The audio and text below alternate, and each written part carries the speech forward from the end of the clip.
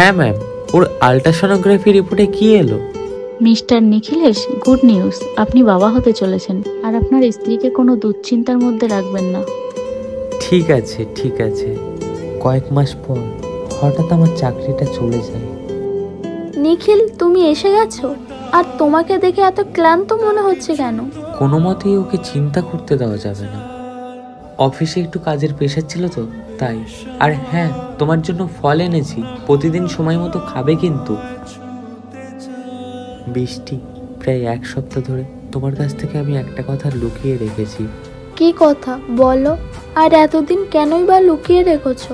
কিছুদিন আগেই আমার চাকরিটা চলে গেছিল, তুমি দুশ্চিন্তা করবে বলে তোমাকে কিছু জানাইনি। তারপর?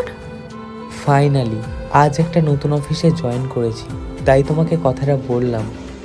যে ভালো বাঁচতে পারে সে ভালো রাখতেও পারে।